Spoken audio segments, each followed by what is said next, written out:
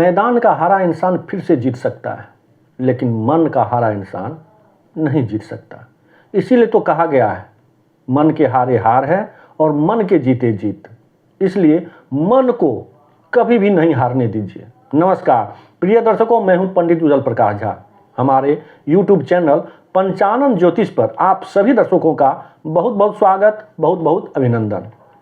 दर्शकों, आज के इस कार्यक्रम में हम बात करेंगे मेष राशि वालों जातकों का संपूर्ण राशिफल अप्रैल महीने का, जो कि वैदिक ज्योतिष, ग्रह, गोचर एवं कुंडली पर आधारित है। दर्शकों, आज के इस कार्यक्रम में हम जानेंगे मेष राशि वाले जातकों का कैसा रहेगा स्वास्थ्य, कैरियर, दाम्पत्य जीवन और आर्थिक स्थिति कैसा रहने वाला है।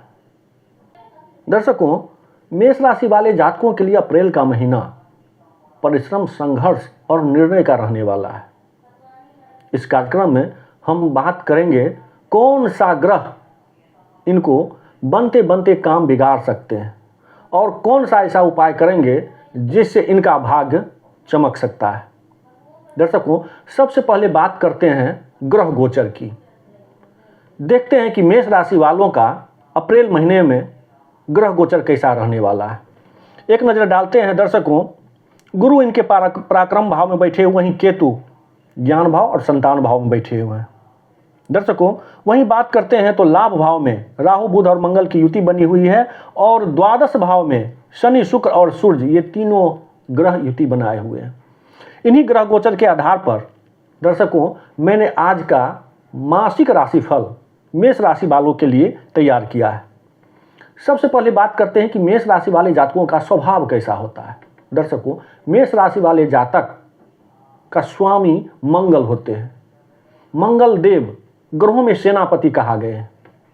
इसलिए मेष राशि वाले जातक ऊर्जावान होते हैं, अति उत्साही होते हैं, किसी भी काम को अकेले करने में यह विश्वास रखते हैं, भीड़ में अकेले चलते हैं और कभी कभी क्रोधी भी पाए जाते हैं, अपनी आपा खो बैठते हैं। यही इनका सबसे बड़ा अवगुण माना गया है। दर्शकों, इनका ये स्वभाव था। अब हम बात करते हैं कि इनका स्वास्थ्य कैसा रहेगा। दर्शकों, स्वास्थ्य के दृष्टिकोण से देखें तो शनि, शुक्र और सूर्य मिलकर के बैठे हुए हैं और केतु बैठे हुए हैं इनको संतान और ज्ञान भाव पर। दर्शकों, और यही लग्न भाव के स्वामी राहु, बुध और मंगल के साथ बैठे हुए हैं लाभ भाव पर। लग्नेश मंगल बैठे हुए हैं राहु के साथ। दर्शकों, यह महीना मिश्रित रहने वाला है, कभी कभी प्रतिकूल, कभी कभी अनुकूल भी रहेगा। छोटी मोटी परेशानियां हो सकती है जो अचानक होगा, चूंकि राहु बैठे हुए हैं मंगल के साथ, जो इनका लग्नेश मंगल हुए। दर्शकों, इस अवधि में सिर में दर्द, जोड़ों का दर्द इत्यादि इनको परेशानी करेगा। पेट संबंधी समस्याएं हो सकती है, अपच का हो या गैस का प्रॉब्लम हो, कब्ज का हो, इत्यादि जो समस्याएं छोटी मोटी ये हो सकती है। कभी कभी ऐसा भी देखा जाता है कि अचानक इन्हें डॉक्टर से सलाह लेना भी पड़े। इसलिए मेष राशि वाले जातकों के लिए यह सलाह है, अपनी खान पान और दिनचर्या पर अवश्य ध्यान दें, इससे आपका संतुलन बना रहेगा। दर्शकों, अब वही हम बात करते हैं इनकी कैरियर की। इनका कैरियर कैसा रहने वाला है। दर्शकों, कैरियर के दृष्टिकोण से देखें तो दशम भाव के स्वामी शनि, सूर्य और शुक्र के साथ बैठे हुए द्वादश भाव में। मेष राशि वाले जातकों के लिए यह अच्छा होने वाला है, क्योंकि सूर्य के साथ बैठे हैं। सूर्य जो होते हैं ग्रहों के राजा कहे गए हैं और पद प्रतिष्ठा के कारक माने गए हैं। दर्शकों, कैरियर के दृष्टिकोण से देखा जाए तो मेष राशि वाले जातकों के लिए यह उन्नति भरा रहने वाला है।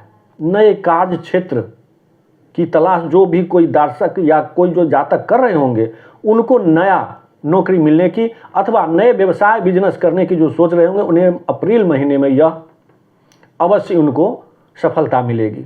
दर्शकों, कैरियर की दृष्टि देखें कि जहां वो काम कर रहे हैं, नौकरी पेशा वाले हैं जातक, उनको अपने सहयोगी से लाभ मिलेगा, सहयोग मिलेगा, मदद मिलेगा और उनको प्रमोशन होने का, स्थानांतरण होने का भी योग बन रहा है।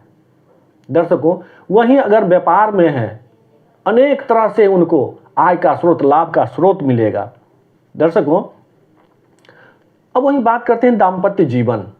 दाम्पत्य जीवन में थोड़ी अनुकूलता की संभावना कम बन रही है, चूंकि शनि के साथ शुक्र बैठे हुए हैं। दर्शकों, मेष राशि वाले जातकों को अपनी वाणी और क्रोध पर नियंत्रण रखना आवश्यक होगा, अन्यथा दाम्पत्य जीवन में थोड़ी प्रतिकूलता अवश्य आएगी। ये सप्तम भाव दर्शकों व्यापार, साझेदार का व्यापार होता है, उसका भी स्थान माना गया है।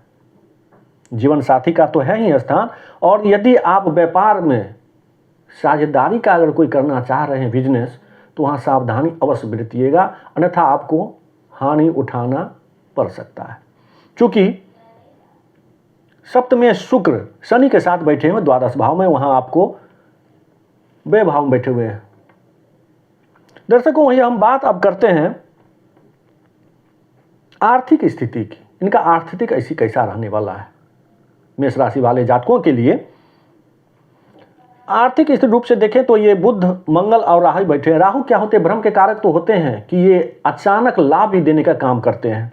दर्शकों, केतु की दृष्टि और राहु यहाँ बैठे हुए हैं, तो बुध यहाँ पर बैठे अपनी बुद्धिमता से और चातुर्यता से लाभ किसी भी क्षेत्र में हो, बिजनेस में हो अथवा नौकरी पेशा में हो, मेष राशि वालों जातकों के लिए आर्थिक स्थिति सुदृढ़ मानी जाएगी 2026 के अप्रैल महीने में।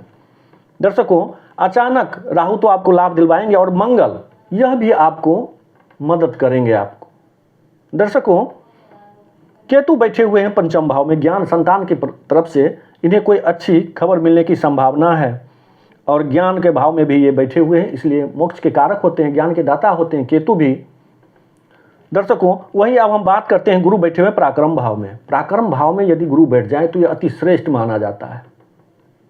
दर्शकों, गुरु क्या होते हैं? गुरु हमारे मार्गदर्शक होते हैं, शिक्षक होते हैं, सलाहकार होते हैं, एडवाइजर होते हैं, यही तो होते हैं। गुरु क्या करते हैं? हमें अंधकार से प्रकाश की ओर, अज्ञानता से ज्ञानता की ओर ले जाते हैं। गुरु अगर ये ले जाते हैं तो गुरु बैठे हुए पराक्रम भाव में हिम्मत के साथ, धैर्य के साथ यदि हमें ज्ञान की भी प्राप्ति हो जाए तो यह अति श्रेष्ठ। दर्शकों, गुरु यहाँ बैठ करके आपको पराक्रम के साथ साथ ज्ञान भी प्रदान करेंगे। इससे आपका यह अप्रैल का महीना अच्छा दृष्टिगोचर हो रहा है। दर्शकों, अब करना क्या है? थोड़ा सा ध्यान देना है, शनि का उपाय अवश्य करेंगे, अन्यथा आपका बनते बनते काम बिगाड़ सकते हैं धनी शनिदेव। दर्शकों, शनिवार को मांस मदिरा का सेवन करने से अवश्य बचिएगा। मेष राशि वाले जातकों के लिए करना क्या उपाय है? मंगल देव की आराधना करें, ओम भोम भोमाय नमः, इस मंत्र का जाप करें, अन्यथा किसी भी हनुमान मंदिर में जाकर के मंगलवार को हनुमान चालीसा का पाठ 7 बार, मंगलवार को 7 बार हनुमान चालीसा का पाठ ये करें। इनसे जो कोई भी ग्रह जनित कुंडली में होगा दोष, उससे इनको छुटकारा मिलेगी। दर्शकों, इन्हीं शब्दों के साथ इस कार्यक्रम को अब हम यहीं विराम देते हैं। आशा करता हूं कि यह कार्यक्रम आपको पसंद आया होगा। मेरे कहने और समझाने का तरीका यदि आपको अच्छा लगा हो तो कृपया अपना प्यार भरा लाइक कमेंट जरूर कीजिएगा। और हाँ, यदि अभी तक आपने चैनल को सब्सक्राइब नहीं किए हैं तो चैनल को भी सब्सक्राइब जरूर कीजिएगा। फिर मिलेंगे एक नए कार्यक्रम में नए वीडियो के साथ।